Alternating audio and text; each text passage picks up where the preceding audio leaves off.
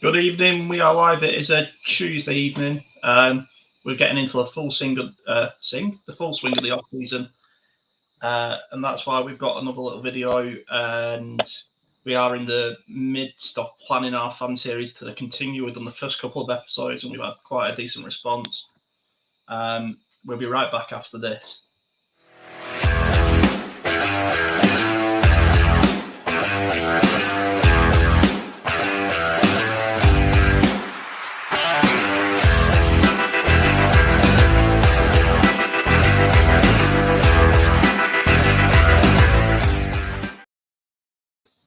Good evening. Robbie, I absolutely love that. Yeah. Fiverr, mate. It's a great app. Yeah, pretty cool. Our tricks. Mate, we are good. We are in the midst of off-season, which makes me happy because it gives you some downtime, lack of stress, lack of worry. West Ham are in the quarterfinal of the Europa League. Arsenal got beat the last 2 weeks. How can life get better? The fan series is going well. How can life get better? Exactly. Yeah, well, it's a quiet one. Obviously, I wish we had big summer signings to talk about. But as an Arsenal fan, I get used to not having big summer signings to talk about for a long time now. So Colts fans get used to it. To me, though, that's testament of Chris Ballard and how good of a GM he is. You know, as a fan, you can't be mad at Chris Ballard because he's not going out buying a free agent that you sign on Madden and you do a rebuild with, or you know, it's like the equivalent of signing some 17-year-old on Football Manager and making him the next Messi because you can't. If it was as easy as that, they'd all be great GMs. Do you know what? You hit the nail on the head, mate. Like, Twitter world just seems to think this NFL, this whole sports world is a computer-generated thing. Mm-hmm. You know, there are salary caps, there are pros and cons, there are, you know, there's so much that goes into, you know, what Ballard wants in terms of building that roster, you know, and he's not going to go and spend money just because some Joe on Twitter thinks he's like this wide receiver's the next coming, because he's in this job for a reason. And he you know, he was voted GM of the year last year, I believe. He's definitely the best GM in the league for me. From a neutral, he's probably top 5 at least. Yeah. Come under a bit of stick, you know, because he's not gone out and gone and spent the house to go and get Tyrann Mathieu or other big name signings. Are you one of these? I know you're not, but you're one of these people who's starting to get a bit itchy now under Chris Ballard? No. I'd say frustrated in terms of the franchise players, in terms of, you know, the quarterback. You know, you come into the NFL and you get this belief of you build through a quarterback, you protect the quarterback with a good left tackle and a good center, and then you need some relief players, and then obviously then you look at your defense. And, you know, if you look at it that way, you know, we've got Matt Ryan, which is obviously an unknown quantity at this stage with his age and obviously coming to a new team. Matt Pryor, left tackle, you know, he wasn't good enough to start last year, so what makes him good enough to start this year? And obviously Ryan Kelly at center. Wide receivers still an unknown commodity of what's happening with it. But saying that, it is only the 12th of April. And there's still players out there. Once the draft happens, there'll be other players that are released. Mm-hmm. So there's no need to be hitting the panic buttons or wetting your knickers, because there's a lot of time left in this off season to build this roster. Yeah. We'll start with the offensive side then. I know we've touched on it before, but obviously the big move was getting Matty Ice. I'm going to explain some of it, and it sounds crazy as I'm doing it, but just stick with me, okay? I'm with you. I've worked it through my head, and it makes sense in my head. Okay. So we was never going to get as good as Andrew Luck ever again for at least another 5-10 years, if that. You know, of that 2012 draft and onwards, for me, he is the best talented quarterback that the league has seen. Okay. So the next option was Jacoby, Super Bowl winning Brissett. Apparently wasn't the man. I don't know. He's a bit. If you need 3 yards, he'll get 1 yard. If you need 10 yards, he gets 20 yards. He's a bit of a sporadic. Yeah. Uncle Phil comes in. Dadgummit, Uncle Phil. Dadgummit, you couldn't put it better. Yeah. I really, being a Colts fan, we're brought up to hate Philip Rivers for what he did to us, constantly beating us in the playoffs. But I grew to like Philip Rivers, and I think we was all quite shocked when Philip Rivers actually retired after that first season. And I think if you ask the sensible fans and not just the rational fans who think we can go out and get Patrick Mahomes tomorrow with no implications, a lot of people would have been happy with Philip Rivers for last season. Yeah. Last season, Carson Wentz. I mean, I think he was unfairly scapegoated for the season. I know others will be happy he's gone, fair enough. I do see the flaw. And, the Commanders, as they're now known, have gone out and got Carson Wentz because they believe in his ceiling. Just like I think Frank Reich and Chris Ballard all believed in his ceiling rather than his floor. And I think that's how you got to be in the league. Matty Ice now comes in. And here is where I break it down. I'm still going. Right, so, I'm still with you. Jacoby Brissett, Carson Wentz was a better option, hands down. Matt Ryan, I don't think is a better option than Carson Wentz. The problem is, Philip Rivers is still a better option than all three 2 years down the line.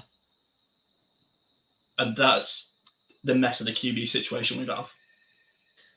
Yeah, like the good thing about Philip Rivers, he would take what was given to him, whether it just be a quick over the top, whether it just like. But I like Philip Rivers in terms of how quickly he got rid of the ball constantly. He wasn't wanting to hold the ball. He didn't want to take the hits. He couldn't use his legs. Matt Ryan's a bit the same. He'll just take what's given to him, and he'll give the ball over quite a lot. Philip Rivers wasn't a turnover machine, which was good. I'm still unsure what Carson Wentz is as a quarterback. Mm-hmm. I think we're going to have a different offense this year. I don't think they can run the same. Could you even call it a scheme last year? But it's definitely going to have to adapt for Matt Ryan. And if we look at even the tight ends, we haven't got that experience, that kind of depth at tight end yet. I assume they're going to go out and get someone. And the receivers, again, we're still not too sure. All we do know is the 5 in front of Matt Ryan are still going to be a very good unit. Yeah. Even with Matt Pryor, I still think we're going to be a good unit unless, they might go and get someone somewhere. I don't watch college football, so don't know the draft at all. Sitting back and thinking about Wentz now, we've moved on. I was neither here nor there. If we kept him, great. If we didn't, it is what it is. And I love that tune in the background, Harrison. We need a little background music sometimes, mate. Don't worry about that. That's the sign of summer, isn't it? Old Mad Max. I wish that was Max crying. It was actually the ice cream man. Mm. Yeah, mate. You Northerners do it different to us. Yeah, we have the longer days, longer nights, shorter nights, and the ice cream man's out at 20 to 8. Gotta love it. It's summer, mate. Some could say he's a drug dealer. Probably is around Manchester. but yeah, so I'm again just going back to the original kind of question. Yeah. I'm just concerned at the lack of what the fuck we're going to be doing in terms of an offensive scheme. Yeah. But hey, that's why we're fans. That's why we're here. Mm-hmm. Certainly, I'd expect a bit more consistency, hopefully, over Wentz. and over last year's offense, but we just don't know. All I do know is that their bums are going to be warming up. You know, Frank Reich and Chris Ballard. If it doesn't get to a good playoff run, I think it'll be their time. Yeah, I think it's no secret they got a bit of an arse chewing at the end of the season by Mr. Irsay, who, for me, is the greatest owner in the league. You know, this guy gives away thousands weekly. Oh yeah, local restaurants, local companies, local people. Sends about 30 odd fans who are not even Colts fans to the Super Bowl just because why not? You know, he's really becoming. He's got past these demons, and I'd say he's even made up for. You know, probably people in Baltimore hated his father, but they're probably not hating him as much. Yeah, you know? and if we have a little quick plug of last week's fan issue, episode 2 with Rick Stevens, the Colts caveman, you know, he's been on the beneficiary of say his kindness, so with the tickets and whatnot, and his different competitions and stuff he runs. So, like as a community, it's great, but you know, sports teams need to win. Yeah. I mean, and this seems like a very impatient fan group. I think that goes to a part of the generation we're in now. You know, not to be my generation is better than your generation. I'm sure you could say the same to me. Are you trying to say that I'm older than you, Harrison? Yes. That's fine. Yeah. But no, what I mean is. They play Madden nowadays where they don't even have to win. They just buy. You know, they buy the packs, they buy the players, they buy the coins. I've done it myself, and I spent money on it myself because I was a kid.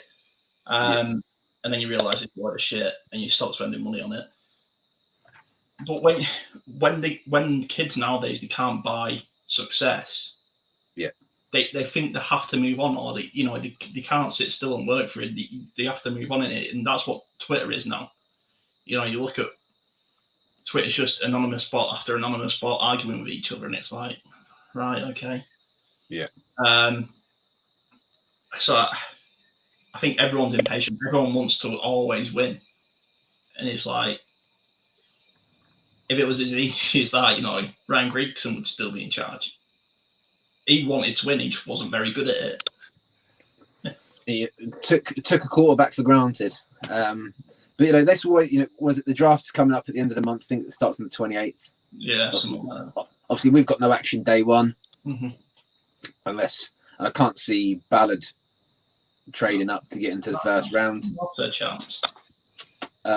So yeah, it'll be kind of from the 29th on the Friday onwards, and then you know, as we get into May, you know, that's when we'll start getting a better idea. You know, I saw something that we looked at a couple of young quarterbacks. You know, God knows what the quarterback room's going to look like. You know, Matt Ryan is going to start unless there's some sort of miracle.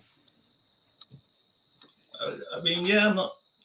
You know me. I don't write off the backup. I'm not writing off Super Bowl. Future Super Bowl winner Sammy. Sammy the Slinger.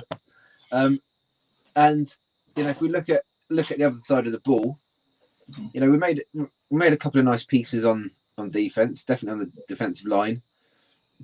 Tyrann Mathieu, that I think you got a few kind of comments on. Yeah. And you know, we've kind of kept the core there, which has been quite nice. Yeah, I mean, right. I'll say it now. Tyrann Mathieu. I'm not doubting the boy's talent. Absolutely fantastic player. You know, he's really up there. What I didn't like, and obviously we touched it down in Indy, you know, this all changes and I'm behind him 100% away. But what I didn't like is when do you remember the Super Bowl where Patrick Mahomes was pretty much running 300 yards? Yeah. To try and throw it 4 yards. I can't remember which one it was. Only a few years ago. Not last year, the year before. Yeah, and it cut to the sideline. And I watched Tyrann Mathieu get burned that game. And he cuts to the sideline and he's just berating his teammates. You know, and it's like, it's not my fault. It's your fault for not doing my job so I can do the highlight play. And that really sat with me wrong, you know. and I'm not saying he's a bad guy or whatever. I think the internet's had enough of that recently with the NFL community. People saying the wrong thing at the wrong times and all that, but just I can't have that on the sideline. I can't imagine that with what Darius Leonard, Kenny Moore, Blackman, Butner, Big Grove Stew has built on this defensive side of the ball. I can't really see that being liked. It's easy to call out your teammate and go, "You were shit. That's your fault." The reason they're 30 points up is because you weren't covering that man, and I bit on the play action, but you weren't covering that man. But I bit on the play, but you, and it's like, yeah, and he was having a tantrum, and that's the one thing that worried me about that play. And I'm sort of glad, like you say, we kept tackled. But Ballard doesn't sign those types of people. No, and that's why I'm glad we got Ballard. It's definitely it's all team first. There's no I and all that kind of old-fashioned nonsense. Yeah, which is a bit kumbaya-y, a bit preachery, and it's easy to say when you are, Frank Reich with the climb the mountain analogy. Please say there's another analogy for next season because I can't be dealing with it.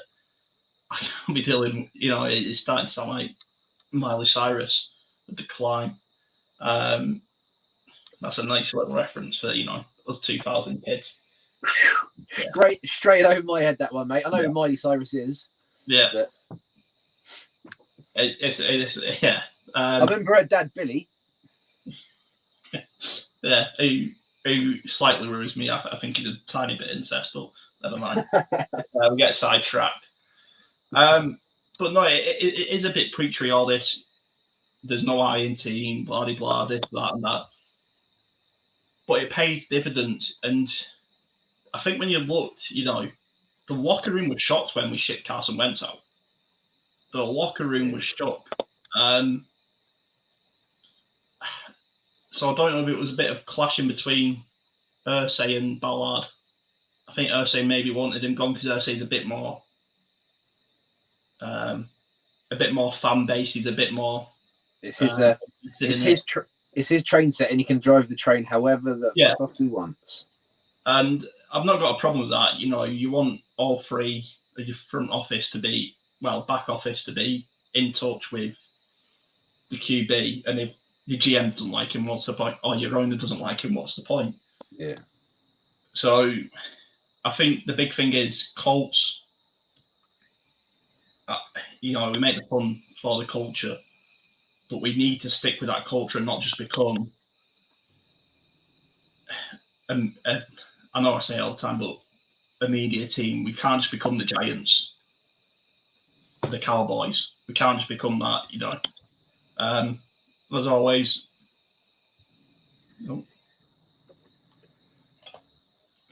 Todd did the show. Say pull the trigger on when it's not that. Yeah, it is what it is. Obviously, Irsay believes. I think Irsay's done what the fans wanted him to do. For me personally, I wouldn't have got rid of Carson Wentz. I mean, Ballard's done an excellent job at recouping some compensation for what this year did a very good job, especially when you look at the whole picture. But I still don't like it. Yeah, it is. It is. We are where we are. Mm-hmm. And it's just, we've got 4 months, only 4 months to go until kind of the only 4 months. Yeah, I think it'll be here quicker than we know about it. When we, when the draft starts, then the OTAs, and before you know it, it's and I think it'll be different this year because the last 2 years we haven't got much coverage of the kind of OTAs because it's all been closed practices, isn't it? Mm-hmm. So I think this year it's back to Grand Park, wherever it'll be, and it's a full access. So we're going to get more information, more kind of videos, more stuff to watch. Yeah. And that's only going to be a couple of months away, and then we'll get more of an idea of who's taking snaps when and where, and with the I want to bring it back to the wide receiver group, only because something I saw on Twitter this week.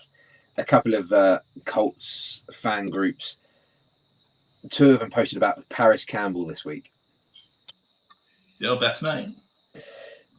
I don't see how anyone can say he is the future. Hopefully he is. Hopefully hopefully I'm sitting here in 12 months' time, like, right, who's going to be supporting him? Mm-hmm. But Michael Pittman Jr. I still think is an absolute beautiful stud. But the thing is, if you look at the Falcons and how they've operated the last couple of years, there's only like one or two names on offense you can really name. Yeah. I remember, watching their tight end. I can't remember who it was. He had a couple of big games, but that was just for a little kind of 10-yard dump off, 5-yard dump off, and where he'd kind of just catch it, turn, and make a couple of extra yards. And it's going to be interesting. Yeah. The wide receiver room, it underperformed last year. Yeah. By everyone's standard. But you can blame Reich for that. You can blame everyone on that. Yeah, that was, last season, the end of last season is not down to one component of this team. It was everyone. Yeah. But I don't want to get hung on that because there's no point. Can't change the pass. Yeah. And but the defensive side, just a quick comment from someone. I would take a punt on Julio Jones if the price was right.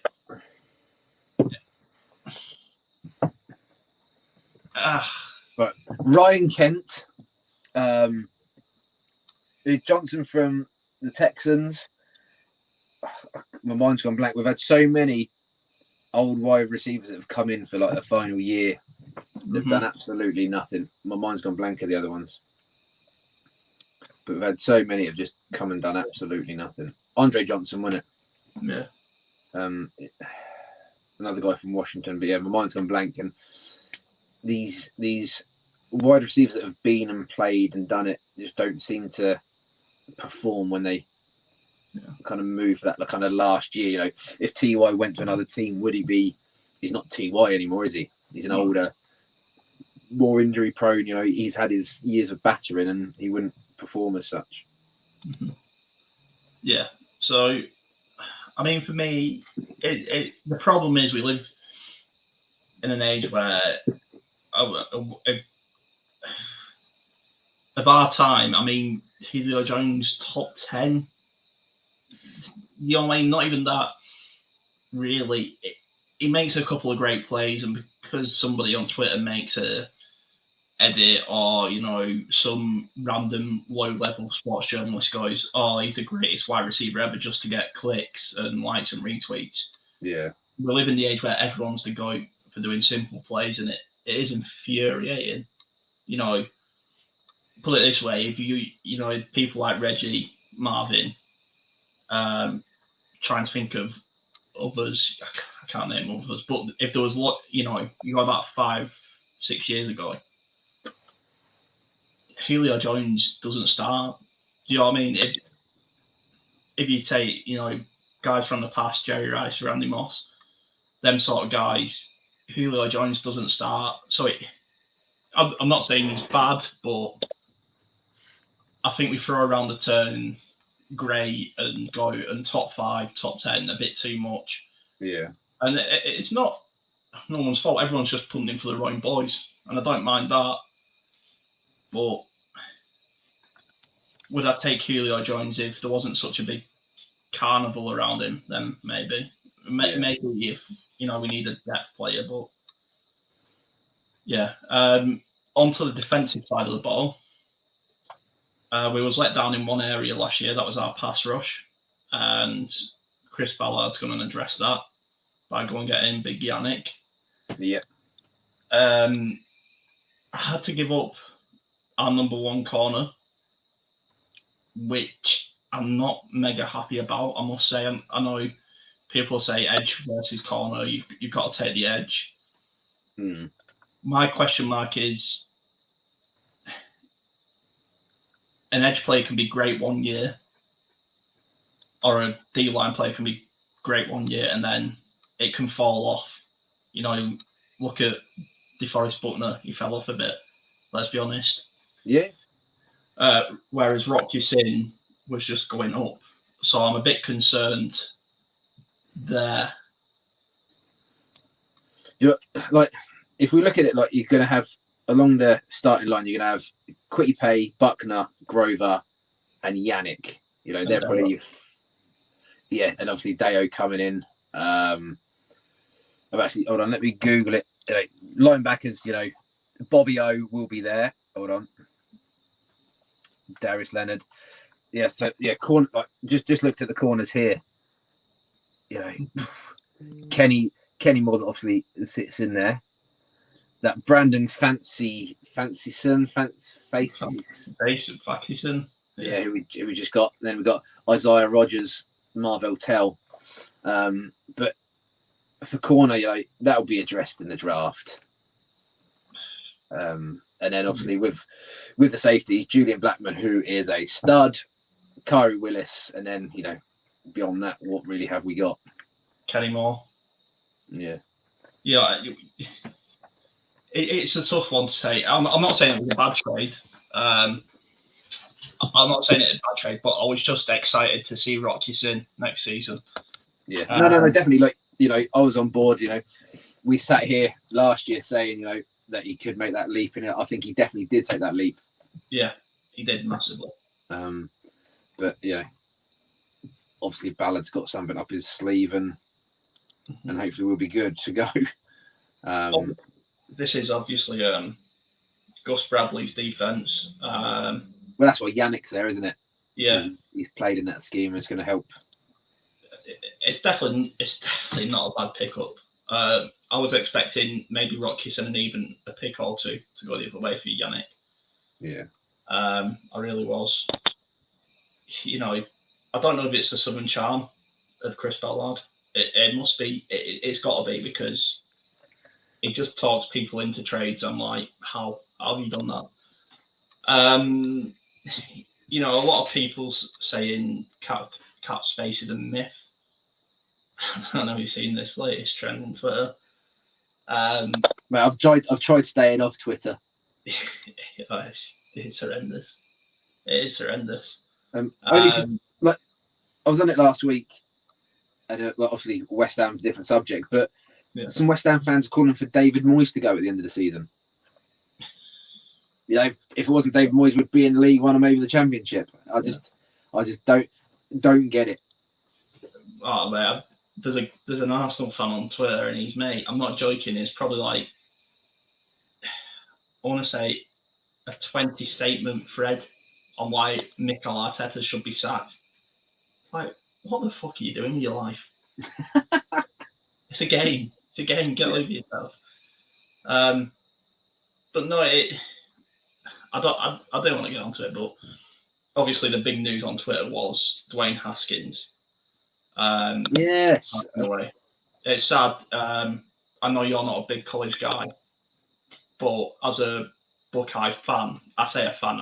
I know the Ohio State Buckeyes, and I've watched them a few times. Yeah. And it was obviously where Malik Hooker come from, and Paris Campbell, and that's why I've watched them in the past. I've watched Dwayne Haskins, and that was Adam Schaefer, man. That was mad. Yeah, that was mad. Because he kind of released the news, but he put struggled in his position. Like, don't really put that idea. Like, chill out. Yeah, he released the news. And he pretty much, this is paraphrasing, obviously not my words, it's Schaefer's words. Said he was a shit quarterback. What's the need? Fuck off, you knob. There's a time and a place.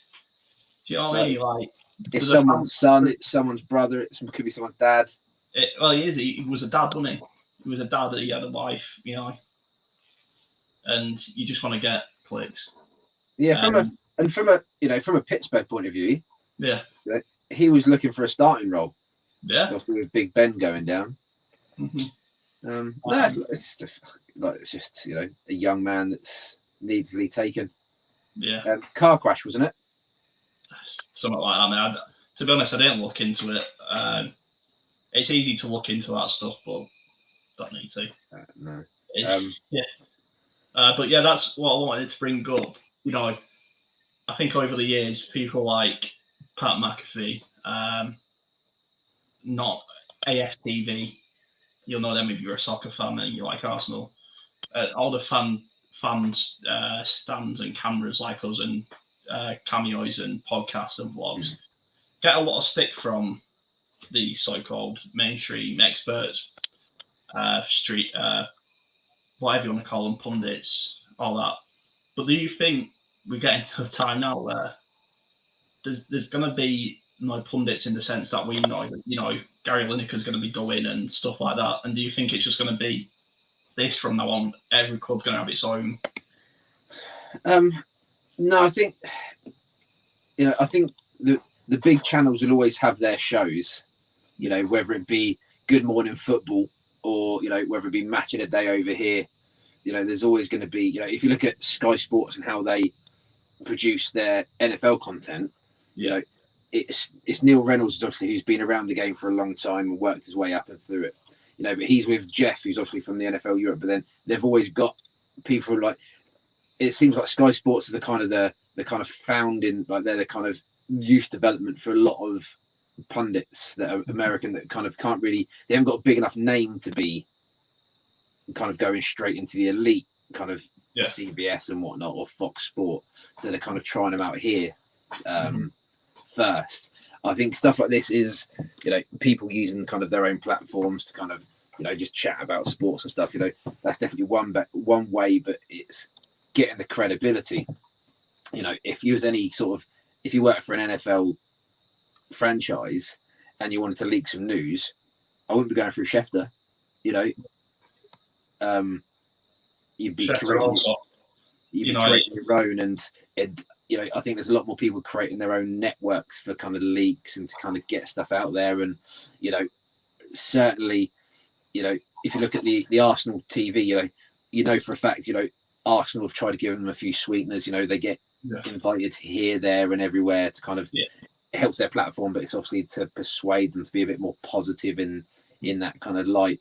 But I think with the likes of me and yourself, we've been doing it just every year, but we do it because we enjoy talking about sport. I really enjoy your takes, and we're not those people that are just looking to get, like, we could say something, put a clip out and just get the clicks. We prefer to be honest and just air our opinion, but in a positive light. Just because we had the running joke last year about Eberflus and kind of throwing darts at you and stuff, but at no point was it ever. At no point did we ever attack him as a person. It was just we didn't like what we were seeing. Exactly. And we said, like, I think we even both made a point of saying, we don't want him here next year, but we don't want him to be sacked. We don't want a guy to lose his job because we're a little bit more conscientious than that. So. But I think with the kind of a lot of mainstream, I think there's a lot of people that are not going to be used as much just because they're trying to make a bit of clickbait stuff. And if Colts fans didn't have enough reasons to hate Schefter after what he did with old Andrew, surely this, this is when you are a professional like that, and I use professional in the broad sense of he works for a company and he's paid and he's got a blue tick next to his name on Twitter. You have the responsibility to be a neutral. I know for a fact I'm never going to go on ESPN and commentate on a Colts game because it'd be like the old Sky Sport fan cams, from back in the day. Or fan commentary, whatever they used to call it. It'd be, clubs, soccer clubs over here used to have club commentators instead of Sky Sports. That's what it was. And it was absolute chaos, So it's just one of them, like, you set yourself as a professional, you've probably gone to a good school, a good Ivy League college, and you want to forget about your decency just because you want to be the first to break a story, and not even a it's not a story, is it? It's not a story. It's someone's life. It's not like he's about to leave or move somewhere or retire or he's going to get traded. This is someone's life. This is that guy's got a family. Hopefully his family already found out. But like when you do, like what are you gaining from putting them extra words in there about being negative about him? You're not gaining anything. It's mad, isn't it? It's mad. You know, and when you're a writer, you know, you're trained about what words to use and where, you know, how to cut them down, how to put extra in. And so, you know, he knew what he was doing. Yeah. But you know, hopefully he's learned from it, and you know, hopefully, you know, he can now pass on his experience. Hopefully there's a bit of a remorse there, and obviously he can't take it back.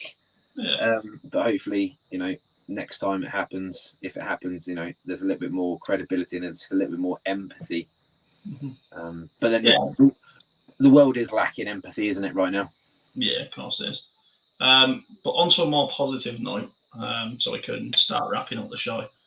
Our very own punter of the decade, Pat McAfee, undefeated at WrestleMania.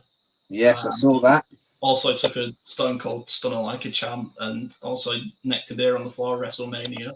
It's not a bad career he's having, is it? Post NFL, mate. He's a couple of shitty movies away from being the next Rock. You know what I mean? Like, if he stars in the Fast and Furious, he's good as The Rock for me. Yeah, I stopped listening to his podcast maybe a year or so ago. Yeah, I love Pat, and I still watch the 10-minute clips, but I don't have time to watch a 3-hour show, and that's obviously time difference and all that jazz.